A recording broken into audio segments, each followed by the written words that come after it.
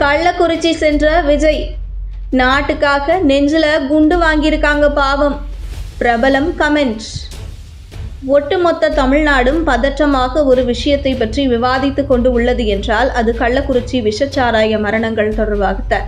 முதலில் 20க்கும் மேற்பட்டோர் இந்த நிகழ்வு காரணமாக உயிரிழந்ததாக தகவல்கள் வெளியான நிலையில் கிட்டத்தட்ட 100 பேர் கள்ளக்குறிச்சி அரசு பொது மருத்துவமனை, புதுச்சேரி ஜிப்மர் மருத்துவமனைகளில் விஷச்சாராயம் அருந்தியவர்கள் சிகிச்சைக்காக அனுமதிக்கப்பட்டனர். தொடர்ந்து உயிரிழப்பு எண்ணிக்கை அதிகரித்துக் கொண்டே வந்ததால் தற்போதைய நிலவரப்படி, அதாவது ஜூன் மாதம் 21ஆம் தேதி காலை நிலவரப்படி 45 பேர் உயிரிழந்துள்ளதாக அறிவிக்கப்பட்டுள்ளது. உயிரிழப்பு எண்ணிக்கை இன்னும் அதிகரிக்குமோ என்ற அச்சம் மக்கள் மத்தியில் தொடர்ந்து நீடிக்கின்றது. விஷச்சாராயம் அருந்தி உயிரிழந்தவர்கள் குடும்பத்திற்கு தமிழ்நாடு அரசு ரூபாய் 10 லட்சம் நிவாரணமாக வழங்கியுள்ளது. இந்த நிகழ்வு தொடர்பாக தமிழக வெற்றி கழக தலைவரும் நடிகருமான விஜய் தமிழ்நாடு அரசுக்கு கடும் கண்டனங்களை தெரிவித்து நேற்று காலை அறிக்கை விட்டிருந்தார். அதில் கள்ளக்குறிச்சி மாவட்டம் கருணாபுரம் பகுதியில் கள்ளச்சாராயம் அருந்திய 25க்கும் மேற்பட்டோர் காலமான செய்தி மிகுந்த அதிர்ச்சியையும் மனவேதனையும் அளிக்கிறது.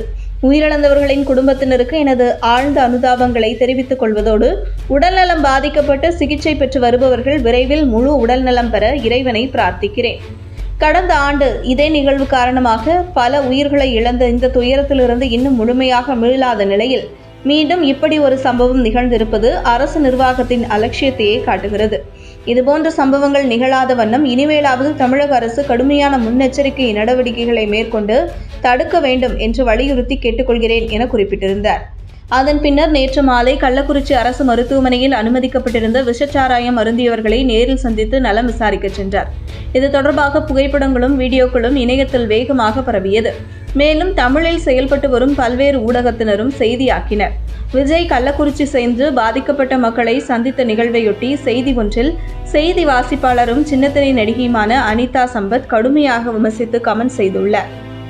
அதில் நாட்டுக்காக போராட போன போது தீவிரவாதிகளை நேருக்கு நேர் தாக்கும்போது நெஞ்சில் குண்டுபட்டு மருத்துவமனையில் கவலைக்கிடமா இருக்காங்க பாவம் என பதிவிட்டுள்ளார். அனிதா சம்பத்தின் இந்த பதிவு இணையத்தில் வேகமாக பரவி வருகிறது. மேலும் அனிதா சம்பத்தின் இந்த பதிவுக்கு விஜய் ரசிகர்கள் கடுமையாக விமர்சித்து வருகின்றனர். அனிதா சம்பத் தமிழில் ஒளிபரப்பான பிக் பாஸ் சீசன் 4 போட்டியாளராக பங்கேற்றார் என்பது குறிப்பிடத்தக்கது.